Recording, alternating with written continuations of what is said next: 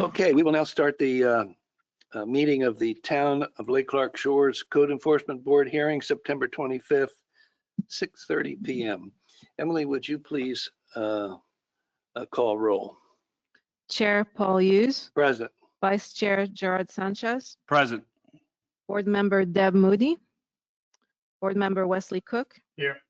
Board Member Patricia Keogh, Board Member Morty Milts, Here. Board Member Jonathan Thayer. Here. Yeah, would you please stand for the pledge of allegiance? I pledge allegiance to the flag of the United States of America and to the republic for which it stands, one nation, under God, indivisible, with liberty and justice for all. Thank you.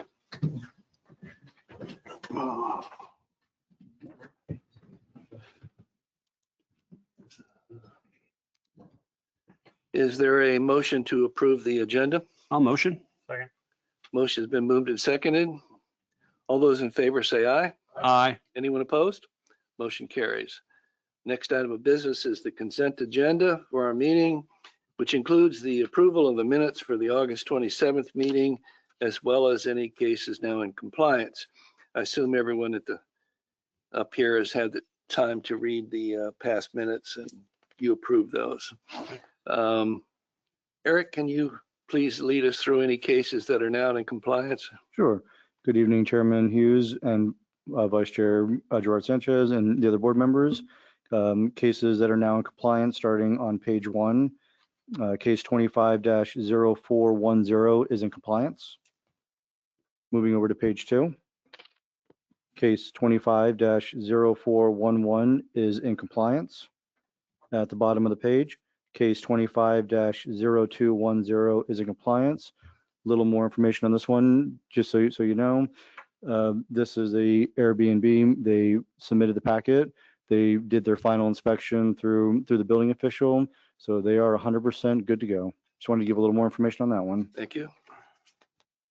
Moving on to page 3, case 25-0472 is in compliance. Case 25-0506 is in compliance. That concludes all cases that are in compliance. Okay, thank you. Is there a motion to approve the consent agenda? I second. All those in favor say aye. Aye. Is there anyone opposed? Motion carries. Just a reminder that any of us that have been to any of the properties that are going to come before us tonight, if you have any firsthand knowledge that you'd like to share with us, please do so at the time that we pick up the case.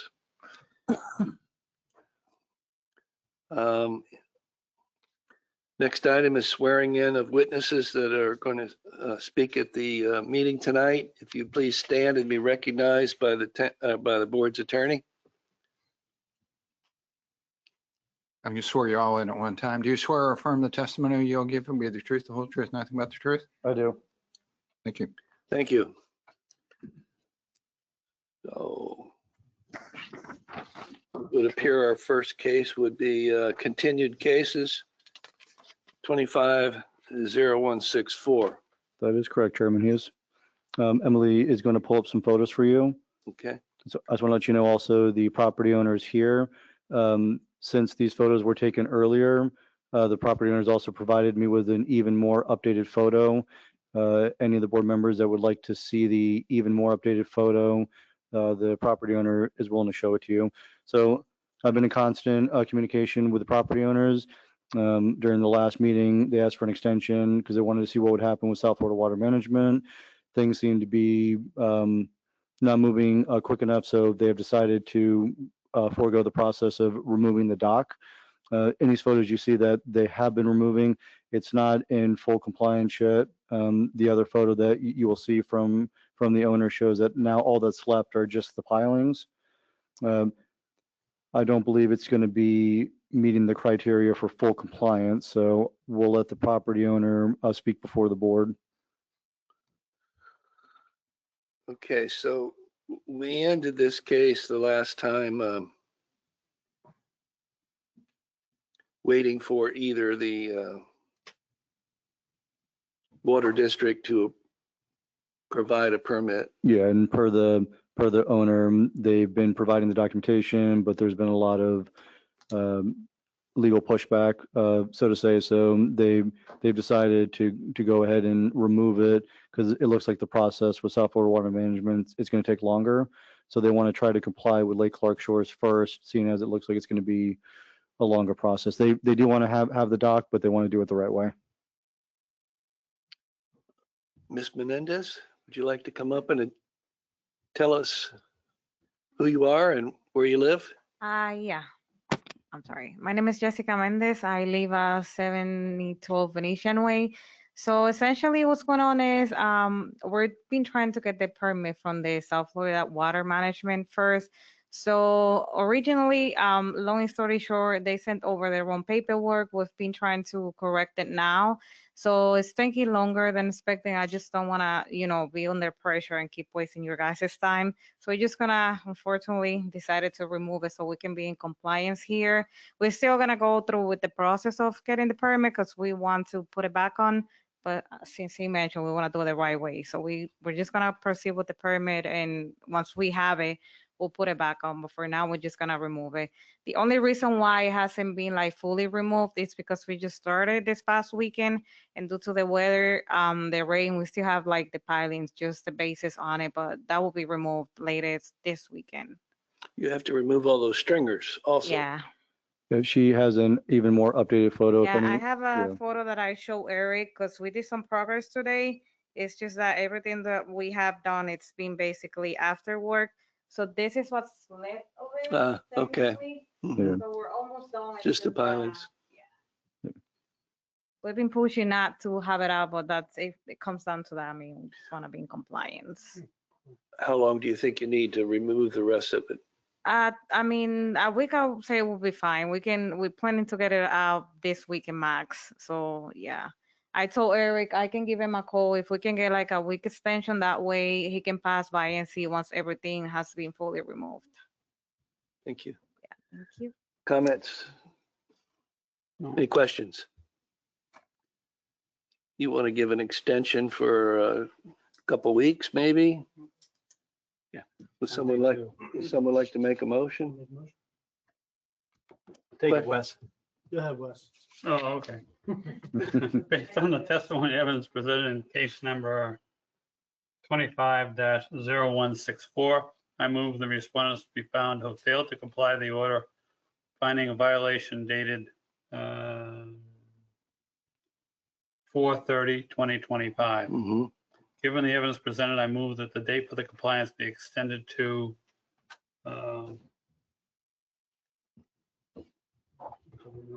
October 15th. Plenty of time. Is that 2.5, 3 weeks? Is that going to be all right? Mhm. Okay. To October 15th, 2025, and a fine assessment hearing, if necessary, shall be held on our next meeting, which is October 21st, 2025. Is there a second? I second, or third, or fourth. Is there a further discussion? All those in favor of the motion signify by saying aye. Aye. Anyone opposed? Motion carries. Thank you. Thank you very much. You're welcome, Ms. Mendez. Have a good night. Okay, next item on our agenda is under new cases. Case 250471. Susan Downing as trustee for Susan Downing. That's Eric? correct. Good evening. I am Code Enforcement Officer Eric Richwagon, representing the town of Lake Clark Shores. This is case number 25-0471. Site property owner is identified by Susan E. Downing as trustee of the Susan E. Downing Revocable Trust. Site property is 1416 Arabian Road East, Lake Clark Shores, Florida, 33406. A notice of violation was issued on 07/30/2025 under code section 34-19 sub 9 sub B. The driveway is in a state of disrepair. I have spoken with the property owner. She did have another violation, which was for the overgrown property, which she was able to take care of. She's asking for an extension. She's asking for a lengthy extension. She will be speaking to present that. It's my recommendation to give this property 90 days to come into compliance.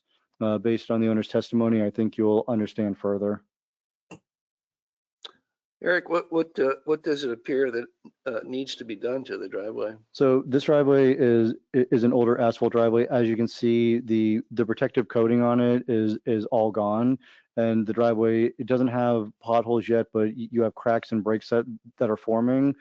So within the next couple months, it's going to get pretty bad. So all the property owner has to do is just simply either have the materials picked up from Home Depot, Lowe's, one of those companies.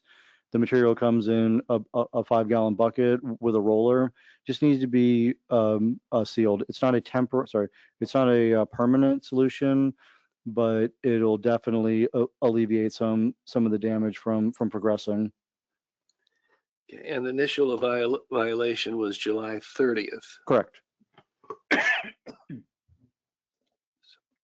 So So we're almost 2 months. yes, we do have the property owner here, and she does want to speak on her behalf. Understand. Miss Downing, would you like to come up and introduce yourself and reaffirm where you live? My name is Susan Downing, and I live at 1416 Arabian Road East in Lake Clark Shores.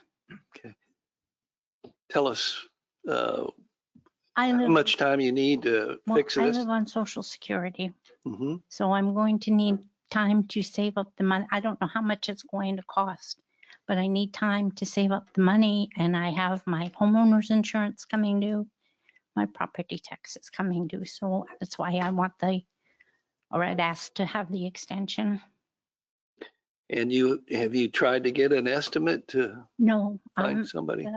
Eric just told me what I need to do Hmm. tonight. Questions? I do. You were notified of this in July? Yes. And I'm just curious, why is it now that you're coming up to board and not previously? Well, I was saving the money to have the landscaping done for the other violation, and I had that. I saved up the money to get that repaired. Yeah, she had 2 violations that were going before tonight for the overgrown property and for the driveway. And after speaking to her before the meeting, she, like she just provided, she had to save up in order to be able to afford for the grass to be cut. And from what you see now, from what it was, it's a night and day difference. So she alleviated one of them, and now she just needs to be able to save up to fix the other violation. So we don't know what it's going to cost to No, fix this. So, Eric just told me what I need to do. so maybe it won't cost too much and you could Well, have it, I'm hoping not. and you could have it done within the next 30 days, maybe. I don't know. Questions, comments? I would think that we extend this for at least 30 days, then have another report at our next meeting to see. Maybe you can get some estimates by that time, and then we'll have a better idea as to how much time you need to actually get it done. Okay, Will that work for you? sure. Okay, Take it over then. all right. Let's include that it requires some estimates, huh?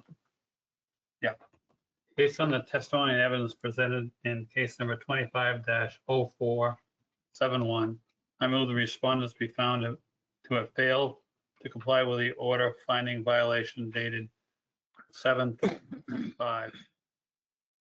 I don't think there hasn't been an order, has there? There's just a notice. The notice of violation. Mhm. Okay, Probably number 6 is what you want. So she's failed for, I mean, I don't know if you want to find a violation or if you just want to continue the violation hearing. I guess that's the question. I would like to continue the violation hearing, so you're right.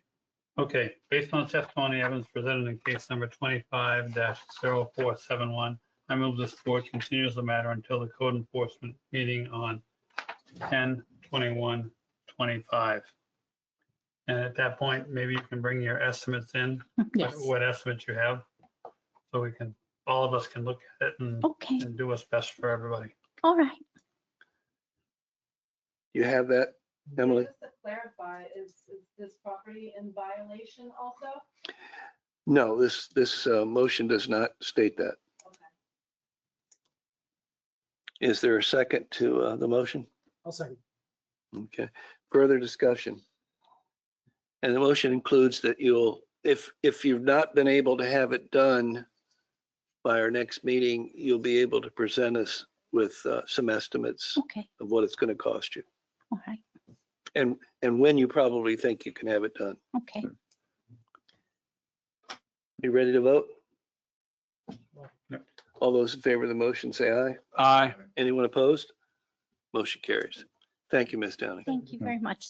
And Ms. Downing, you can give me a call tomorrow because I looked up some of the materials for you and I found some pricing. So if you want to talk to me tomorrow, yeah, I found some in from Ace Hardware for you. Thank you so much. You're very welcome.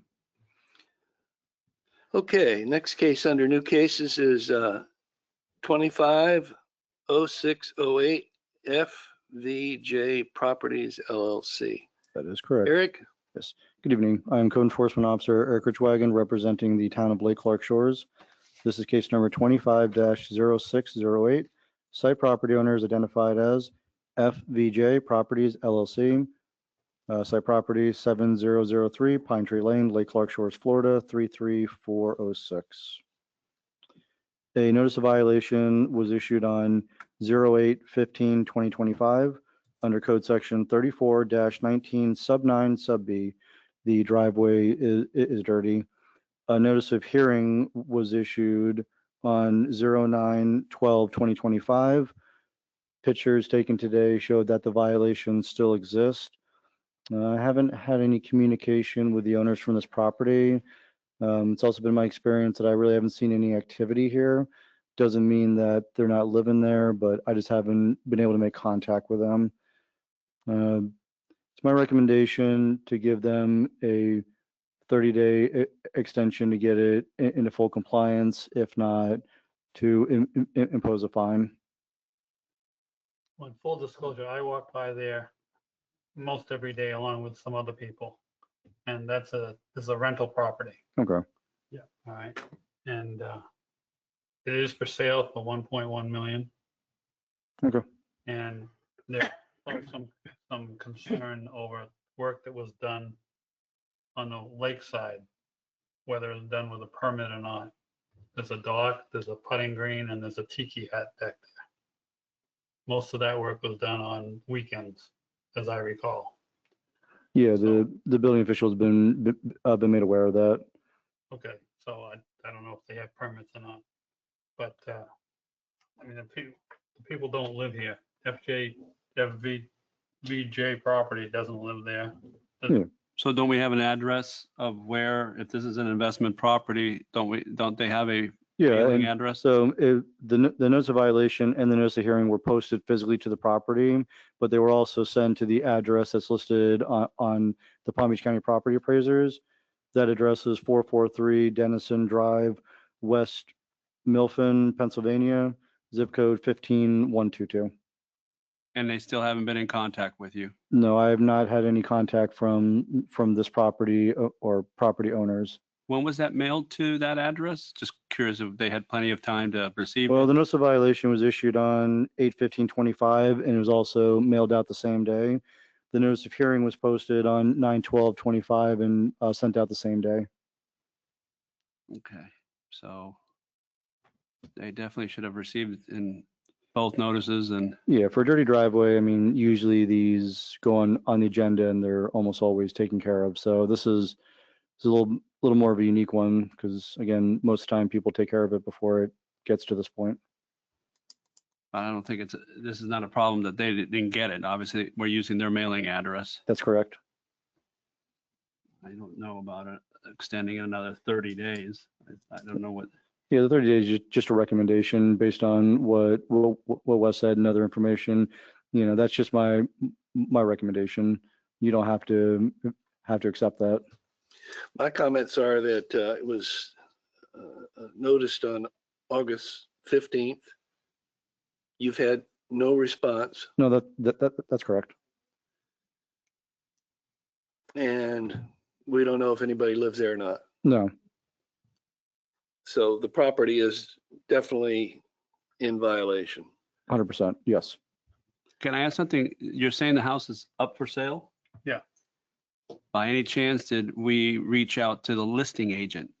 I don't know if that's something that they can make the property owner aware. I'm sure the listing agent will have motivation to make sure that whatever remedies need to be taken care of. I'm just giving a suggestion. Well, if normally when a house goes up for sale, we always get a lien search request. So if I get a lien search request for this property, if there's a contact email or something, I can possibly send something attached to the email saying, just so you know, there's a violation on this property under this section. Can you please reach out to the owner and have this addressed? I don't believe there's a listing sign out front, right? No, you have to go onto Zillow. It's on Zillow. Or MLS or, Yeah, MLS, something like that. But if we don't find them in violation, then if they do a search, it won't show, correct? If you don't find them in violation, If we yes. don't Register something with the county. Is that right? Yes. So let's say in the next month it sells and we don't register anything with the county, we're out of luck. Correct? we're delaying the inevitable. Mhm. Do you mean recording a lien? Recording something so that the world Well, knows that this property hasn't been cleaned So you up, mean with the town? right, with the town. No, so usually the way it works when somebody does a lien search, Eric, looks to see if Mhm. there's any violation. And then, So it doesn't have to be recorded. And, so then Eric will tell them, yes, there are violations on the property. What if they don't inquire if there are any violations? That's, yeah, that's unfortunately on them. If someone buys a property without doing a lien search and that becomes more of a civil matter than between the previous owner and the new owner. So if they don't do a lien search and they sell the house next week, who do we go after for the violation? Until the property sells and goes to the new owner, Yeah. it would be on the old owner until the new property owner took over. Well, let's say he did it Monday, let's say he buys it Monday. Whoever the new owner is, buys it Monday, they don't do a lien search. Then they would have inherited the violation from the previous owner. Liens carry. I think you got a good point too, because you need to have documentation before, because if all of a sudden the new owner buys and the first thing they get is a violation from the town, Yeah. That's that not doesn't, nice. that, Welcome why, they're to- gonna say, why didn't you violate this guy? I think Previous I think we need to find the property in violation Yeah. tonight. Yeah. And that might be a reason why they're not like that, but maybe they're delaying it for that Right. and hoping to get out of it. So unfortunately, human nature might get into the way here. So I'll go ahead if you guys are all fine with that. Mhm. Any further discussion? Go ahead. I would just point out that as one selling the property with code violation has a duty to disclose. Mhm. So that's Yeah. also there. But if they don't, Well, if they don't, the buyer is going to pick up the problem. Right. Jerry? Okay, based on the testimony and evidence presented in case number 250608, section 34-19 sub 9 sub B, the driveway is dirty. I moved that the board finds the respondents in violation of sections, and I said it again, but sections 34-19 sub 9 B, of the Town Code of Ordinances. Respondents shall comply with the Town Code of Ordinances on or before, I'm going to do it for October. October 21st. Mhm. It's a Tuesday. Mhm. October 21st of 2025. If the response failed to comply with the order in a timely fashion, a fine in the amount not to exceed $50 per day may be imposed. A fine assessment hearing will be held on October 21st, 2025, if necessary. 2021? Did you say 10/21. 10. 10/21. October 21? 21 of 2025. Gotcha. A second. Okay, further discussion? You ready to vote? Yes, sir. Aye. All those in favor of the motion, say aye. Aye. Anyone opposed? Motion carries. Eric, if I get you the listing agent, would you make an effort? I don't know. I'm just trying to help out and get a situation resolved. Is that something that you have, is he allowed to do that or no? Or I think we're doing a service to the real estate agent because he's got motivation to make sure the seller is aware. Yeah, you can send me, if you want to text me the information, or if you want to send me an email, I can reach out to them. Maybe Okay. they can get a hold of the owner and get it taken care of, because to clean a driveway is, pretty routine. I have access to the multiple listing service, so, Okay. Yeah, I would appreciate that. Thank you. well, you're welcome. Great. I think that's all the cases for tonight. We are now at board comments, suggestions, updates. Anyone? Before we move forward with that, we have a discussion about the FERDAP grant. Of the what? Yeah. So if you look on the agenda, there's item 11 and 12. It's a discussion about the Florida Recreation Development Assistant Program. That's FERDAP grant applications for the parks. The town manager will talk I don't about have- it. We have those. I don't have it here. No, I don't see We that. sent it in an email, but that's not in this. It's not on the agenda. So tell us, Emily. Good evening. I can explain it. Oh, Thank- okay. Good seeing everybody. And, Mr. Lobello. and of course, thank you for all you do throughout the whole year. The FERDAP grant is it's called the Florida Redevelopment. Oh God, I forget the name of it. It's a tongue twister. Florida The Florida Recreation. Recreational Development Assistance Program, which is everybody calls it the FERDAP grant. These grants are all throughout Florida, and they're all for recreation parks. And the town has been successful in the past. Actually, our pickleball courts were funded 75% with this grant. Like I said, they're everywhere in the state of Florida. And the reason why I'm here tonight is because we get extra points on our application if we go to another board that's not the governing board. So we also, we had a meeting today. It's called the Sole Source meeting. We invited residents in today. We also have letters from the Chamber of Commerce supporting this grant. So there's all these things we do to get extra points so we're successful, because they're very competitive. It's a competitive process to get these grants. Now, these grants are, there's 3 ways to look at them and 3 ways to apply for them. For the first $50,000, if you apply for just a $50,000 grant, it's 100%. So you get 100% if you're awarded the grant. If you apply for anything between 50 and 200,000, you get 75%. Anything over 200,000, it's a 50-50 match. So you can apply for 2 grants per year, and that's what we're going to do. We're going to apply for 2 of them. The first one is a very simple one. As you can see, you're looking at a toddler playground. It's from ages 2 to 5. And it looks good when you look at it right here, but it's getting close to 20 years old. And if you look at it closely, which I'll show you, you can see the ground is starting to tear up, and we've got some cracks in the actual structure of the playground. So a lot of rust. So you don't wait till the thing is fully met its service life. You want to replace it a little bit before, because we're dealing with children. So this is something that we can replace this 15 times.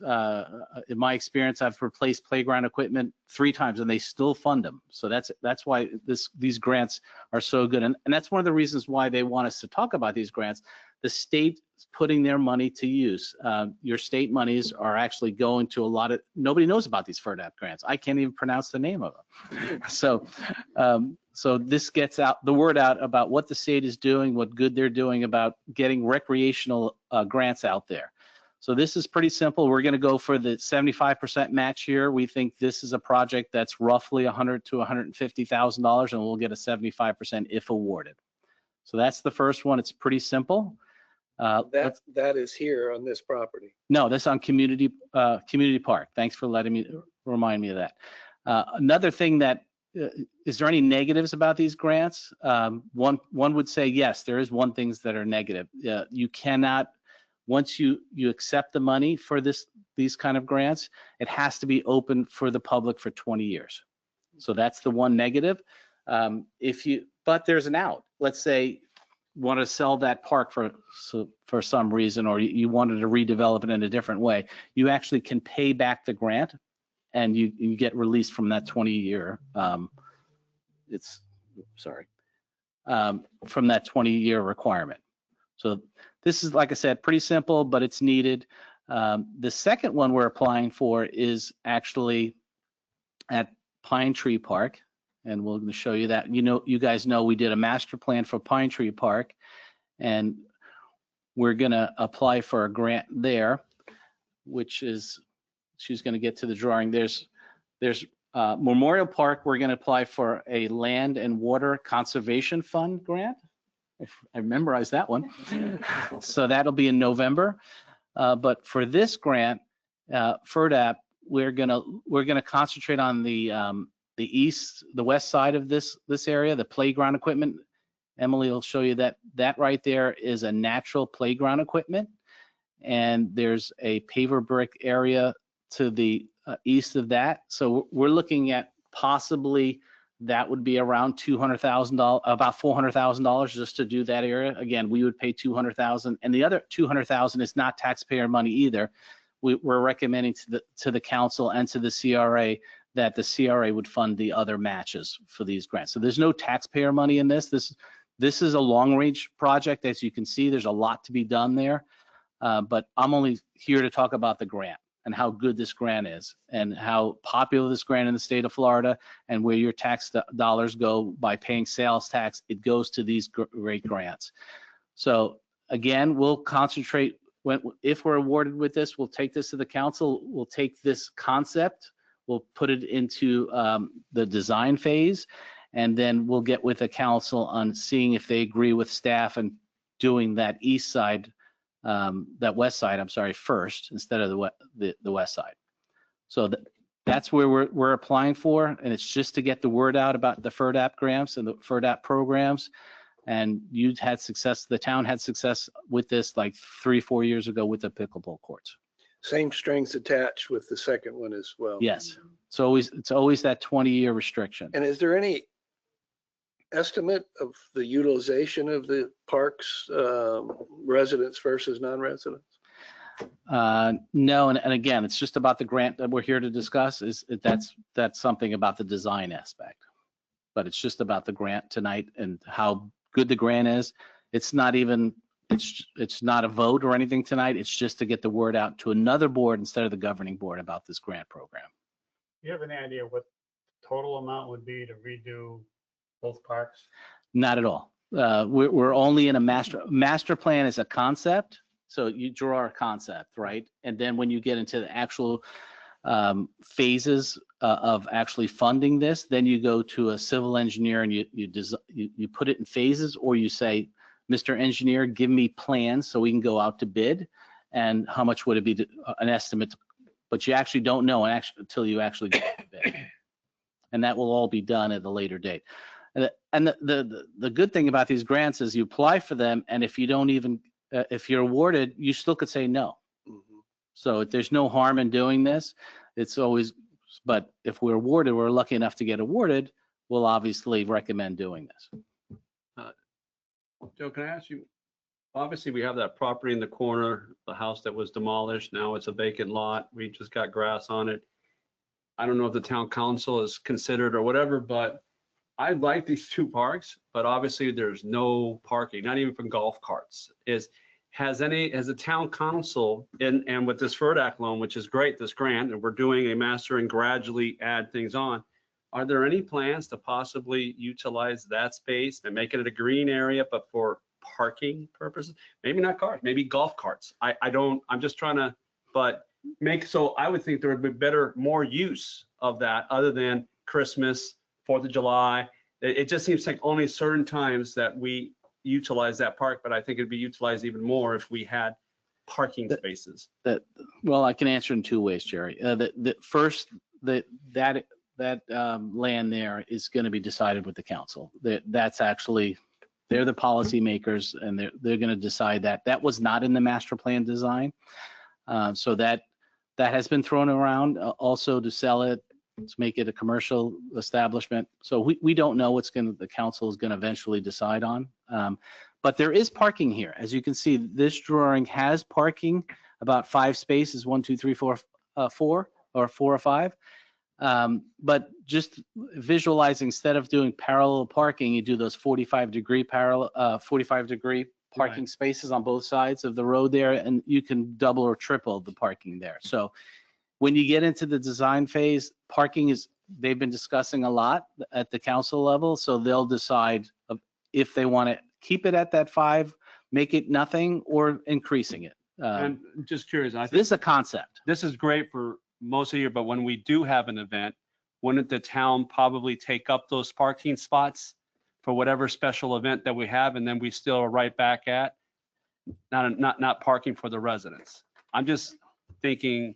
Parking's a tough one, and it's always going to be a tough with council on any park that I've designed in my career. So it's a tough one, but hopefully we get the grant first, and then we'll discuss going from a concept. But share your feelings with the council, because they'll have to make that tough decision in the future. I feel like golf carts are the way to go, or the answer to, cars. Well, golf carts, bicycles, I mean, just to fit more people, it'd be great if you can even have a car drop off people and then they go back home and then they come back in their golf cart. I don't know. There's just ways that I would just utilize that area of our town a lot more. And and honestly, how much commercial space? I don't think that's going to add as much beauty personally to me, but on the master plan. Maybe the council votes on that if you allow parking space. Green space, but I like the idea of just something that kind of beautifies our town and go hand in hand with these 2 areas. Venetian, like a lot of people park on Venetian when they're going to like the Christmas or the Hanukkah or whatever event we have there. Yes, we've used Venetian. You need this master plan before you can start asking for grants. So Right. even though it's a concept, you can't have just nothing there and say, I want to redevelop this park. So you have to specifically, and they love to hear about recreational activities for the handicap, for kids. So that'll be all in the application. Joe, thank you so much for getting involved with this. This is as a person with a young family, this is going to be utilized if it comes to fruition. I know we use this park every so often, but I actually didn't know about the other park with the kids play set, whatever. I had no idea that existed. Oh, Community Park is beautiful. Yeah. It's great. We just put street park lights in it, so you can utilize it at night. It's a great park. Never thought to even think about that, but thank you. Sure. Joe, would you like anything specific from us tonight? No, it's just put it in the minutes. That's all we do is put it in the minutes. We send the minutes to the state and we get points for that. So there's no motion. It's just having this great dialogue, and it's getting the word out about FIRDAP, which is Florida Recreational Assistance Development Program. Hey, Joe, one quick question. Are there gonna be any hedges around this park? We didn't really do a design for, we did, as you can see, there's some landscaping there, but they didn't get into the weeds with landscaping. They didn't put in the trees or what needed to be taken out or taken in. So that it's not that, it's a concept. Right now, we're in a concept design. Joe, But you can see some buffers where they put some landscape buffers, but they just didn't call out the trees. And My whole thing is privacy and security. So like, you see, predators all over the place, and you hear all these crazy stories about kids on playgrounds, and Right. the last thing we need is attention to this town is on the negative side. So I think some hedges would really look good if that could be stenciled in somewhere when the process gets going. Marty, that's a great point. When we actually get into that design phase, what I recommend to the engineers, we meet, even the police department meets and all the departments meet, and we take input from all the utility companies to see security and everything like that, so we get the best plan that we can recommend to the council. Awesome. I have a question, Joe. Sure. On the southeastern part of the bridge, who's responsible for putting in a buffer between that last house on the right and I'm meeting with the homeowner as we speak, who I met with him last week. Oh, okay. So we're working on that. Okay. Sure. It's mainly the homeowner, but we do have that part of the bridge there. And what's missing out of the bridge, you should all know, is the lights. Hopefully the lights will be in by next week, and then the rails will be in a couple weeks. Great, thanks. Just curious with this FERDAC or this plan, do we have anything envisioned for people to come with boats as well? Yes, you can show that little, can you bring that up? It's like a little sandbar or whatever it is. Yeah, well, that is, you see A that, dock. that looks like a dock there, in that pavilion area. Can you go over there? Yeah. Yeah, that Needs to be could- dredged. could, it could be used for to park your boats there. We're not sure yet. Again, it's concept, but that pavilion, it's, there's like a kind of walk there, then maybe you can put a dock there. That's, That whole ground, Good. may I speak? That whole ground is all a dock that, for like a fishing type of, it's not slips. Okay. So you could tie up to it. That's how we envisioned it. That's how it presented it. 'Cause they- So that's the final plan is. yeah. Right, so it's another way of taking away congestion and all that, but again, if we talk about that little corner piece of property, do the same thing on that side and make it incorporated, I'm just saying, and I'll come to the town council and bring it up if I'm not out of town, but I think that would add, I think a lot of our residents would really appreciate that. I don't know if commercials, I know we would get tax dollars, there'd be revenue. I think it's gonna be more of an eyesore than beauty to our town. there's no decision being made on it now. It's just- Right. So, keep talking to the council members what you feel and, but it's right now, it's always good to have options.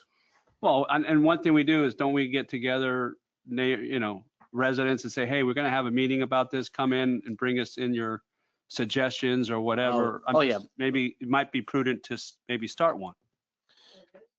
Well, for this or what we want to do with that corner.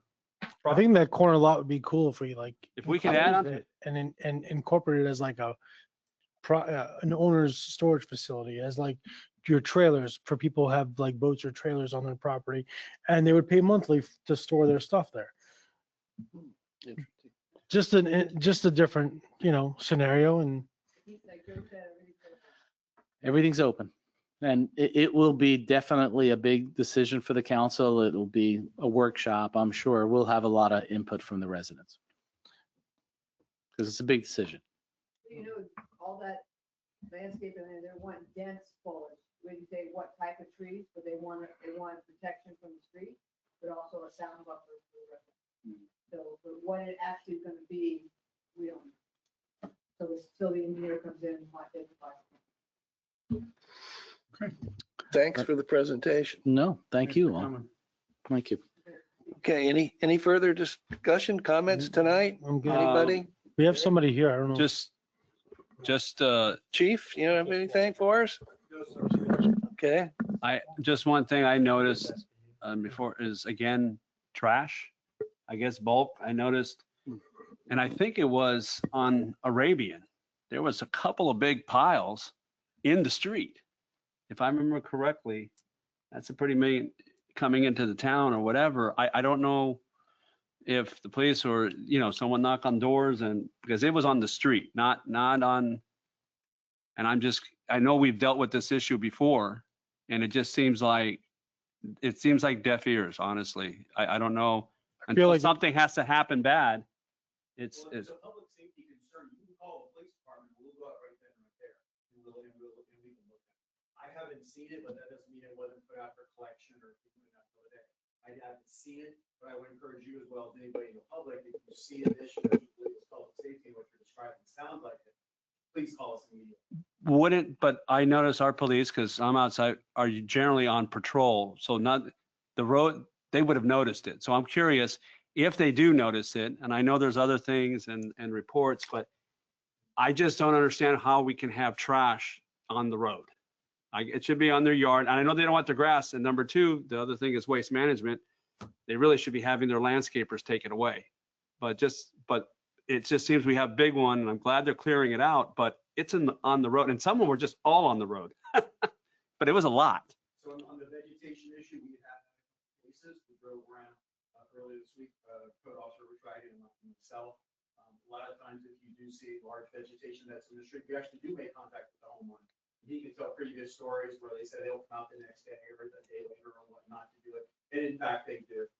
Other cases we've had where there were a large tree, they were basically trimming the tree based on recommendations for dragging because they were in violation in another area. And then we work with solid waste authority to have that removed. So when we see those issues, we do address them. But anything public safety, if an officer drives by, absolutely they take the initiative. If it's a public safety issue, if it's a nuisance issue, that would be something code officer would try with you. Isn't it the responsibility of the landscaper to take the trimmings? That is according to the code. That's how I agree. So maybe these landscapers need to be reminded of the code? Well, there's a couple issues related to this. You know, one is, well, there's several. One is putting it in the stream. One is there's a code related to how soon you can put out all this vegetation. And what I've seen walking is that it can be put out on Tuesday and it's there until next Monday. So there's several issues related to this topic. I think the council either needs to decide, one, we're going to enforce it, or two, we're not going to enforce it. If you're not going to enforce it, if you don't want to enforce it, think the town's better off without that code, then eliminate it. But what bothers me is that we have codes that are sitting there on the books, we see it, and nothing happens. So I'm okay with taking them off the books, the codes off the books, if that's what the council wants to do. But I think we shouldn't just ignore certain codes because certain groups of people in town don't think we should do it. And another thing, they play the game of, okay, I can do this, I'm gonna do this, and then by Monday, it's picked up and gone. And there's generally I just say, they're just the repeat offenders, they're just being inconsiderate. And unfortunately, they're playing games on themselves in a lawsuit, but somebody can be either seriously hurt their car or themselves. And look at this nice lady that came here that unfortunately, she's on a major budget trying to do her house and do her thing. And you know, while we have others that might be creating more harm than good. But I think that game is also played. Eric, I don't know if you like Sundays or whatever, but unfortunately, Saturdays and Sundays, this is when it's all done too, a lot of it, and it's on the road. Had the same thing, they do get violated, but the trash is gone. Okay, problems solved. Well, that's not right either. I think it's like, hey, this is not allowed, not gonna stand for it. Here's picture, here's code enforcement, here's your notice. Yes, you're being picked up tomorrow, but this was wrong and you need to tell your, I'm just saying it needs to be patrolled or policed and once and for all, because it's a disaster waiting to happen. I agree, but I don't think it's the local landscapers. We have like, what, almost a dozen landscapers that live in town? More than that. All right, but I don't think it's the local landscapers. I think they know the code and make sure, maybe we should remind them of the code. And if these out-of-town landscapers don't even have a proper license to operate in the town, I mean, they should be violated. You know, if that's becoming that much of an issue, or maybe even make the dates of that trimming, you know, later in the week, so you're not having to look at it, you know, Tuesday, Wednesday, or Thursday.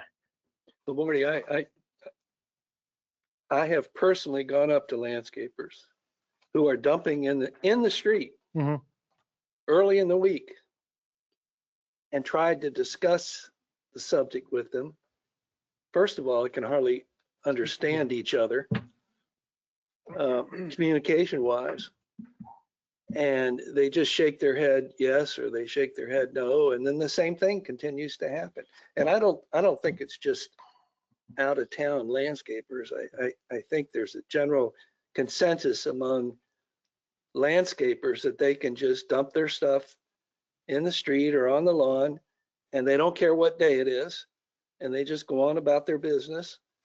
And I mean, that's just my personal opinion. Yeah, I mean, there was one large pile, I think, right here on Westlake, at the intersection of, what is that intersection there? Right by the causeway?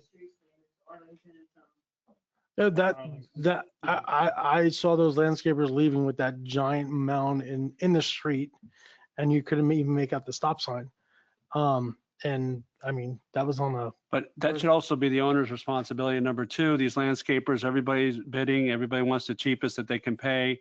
And maybe the solution would be is like, you know what, you have landscaping, they need to take their clippings and take them and take it with them.